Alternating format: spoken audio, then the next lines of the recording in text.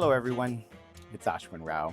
I hope you're all doing well, and I wanted to give you a quick look at this new pair of Dievier Nomad Heritage and my 6-month-old pair of Dvilla Nomad Heritage boots.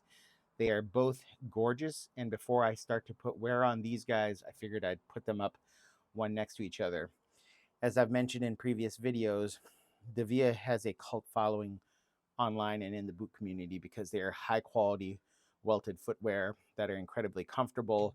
And there's a number of reviewers out there who tend to review very high level boots, brands such as Creosote, Viberg, Whites, and Nicks, who are investing in these guys for their more casual footwear option if they're looking for a stylish mock toe open channel lacing system boot. And because these guys now cost $150, it's incredibly difficult to argue with the value proposition here. Just to note, these are fade department laces, not the original laces that come with the Nomad Heritage. And these are upgrade laces that Dvilla sent me, which are rawhide leather laces that are available for a limited time and really complement this boot well. This is their current production redwood rough out color, a beautiful red brown, almost orange brown rough out with a little bit of waxing from what I can tell that makes it full of character and full of patina potential. And this is their Hunter Olive with veg tan leather, and this is a beautiful leather that has some pull-up properties and is patinaing incredibly well as it ages. This one's about 6 months old and has a commando sole, which was an upgraded sole from their basic injection molded oil resisting sole, which I'm about to break in and see if I like. And otherwise, they're both Goodyear welted. They have pretty high quality outsole stitching. This one is done in a black stitch. And I feel like in the past 6 months, from what I can tell from this pair compared to this pair, the outsole stitching has gotten more consistent and cleaner. And they are 360-degree Goodyear flat welted here. Everything else about these boots in terms of stitch pattern is pretty much the same. They're fully lined on the inside. They have brass eyelets in both cases, contrast stitching in both cases, no edge dressing on either edge here, though you can see on this pair, this is starting to darken a little bit with wear.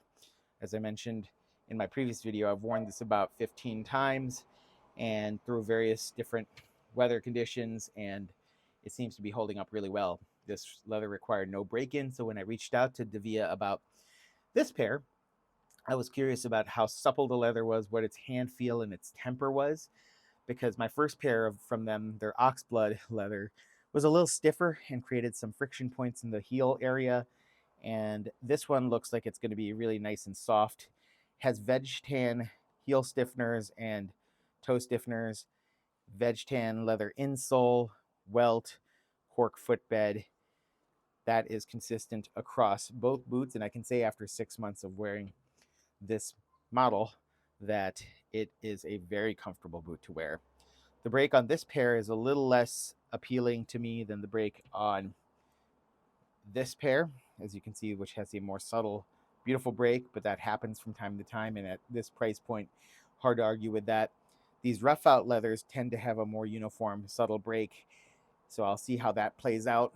And I have a friend who reached out to me saying that they had waxed this pair even more and conditioned it with a product from Australia, and the finishing looked really good on that pair. So I'll be curious how I take care of these particular types of leather over time. Whereas for this, I typically use a light pure polish conditioner and just condition once every 15 to 20 wears or so. This has received one conditioning about 2 or 3 wears ago. These are leathers that are sourced in Mexico.